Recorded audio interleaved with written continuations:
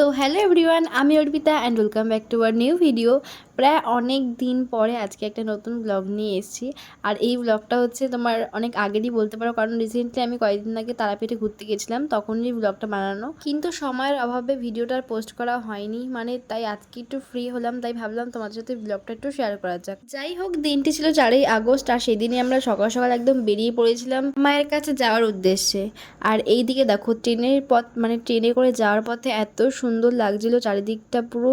আর এত পরিমাণে বৃষ্টি হয়েছে এই বছর যে পুরো সব খেতে একদম জলে জল হয়ে গেছে। আর দেখতেও ভীষণ ভালো লাগছিল। আর যাওয়ার পথে এরকম এই প্রান্তিক যে স্টেশনটা পড়ে না, সেই প্রান্তিক স্টেশনে আমরা দাঁড়িয়েছিলাম, কারণ প্রান্তিক স্টেশনটা নাকি খুব সুন্দর দেখতে। সবাই বলা বলি করছিল, তারপরে আবার ফেসবুকেও ভিডিওতে দেখেছিলাম। যাই হোক, তোমাদের সাথে গল্প করতে করতে চলে আসলাম হচ্ছে রামপুরহাট স্টেশনে। আর ওইখান থেকে আমাদেরকে আবার নিয়ে চলে এসেছিলো হচ্ছে অটো করে তারাপীঠ মন্দিরের সামনে একটা হোটেল ছিল সেখানে, যেখানে আমরা বুকিং করেছিলাম। তো আমাদের হোটেলের নাম ছিল হচ্ছে হোটেল উত্তরণ, তোমরা সেটা ভিডিওতে দেখতেই পেলে। আর হোটেলে ঢোকার পথেই ঢোকার সামনেই একদম সুন্দর সুন্দর গাছ রয়েছে, যেগুলো খুব ভালো লাগছিলো আমার, তাই একটু ভিডিও করে তোমাদেরকে দেখাচ্ছিলাম। আর এখন যাব আমরা সোজা হচ্ছে আমাদের রুমে। তার মধ্যে সারাদিন এত জার্নি হয়েছে যে কিছু ভালোই লাগছিল না, তাই মনে হচ্ছিলো যে কতক্ষণে রুমে ঢুকবো, একটু রেস্ট নেব। যাই হোক, চলে এসেছি রুমে, আর তোমাদেরকে দেখাচ্ছিলাম ঘুরে ঘুরে যে রুমটা কেমন লাগছে।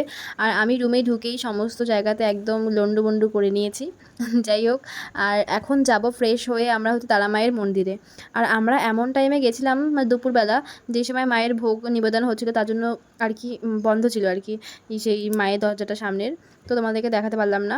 তো যাই হোক বন্ধুরা, আজকের মতন ভিডিওটা এতটুকুই। ভালো লাগলে অবশ্যই লাইক, কমেন্ট অ্যান্ড শেয়ার করে দিও। দেখা হচ্ছে নেক্সট কোনো ভিডিওতে। আর এইভাবেই আমাকে সবসময় ভালোবেসে যেও আর পাশে থেকো। তো বাই।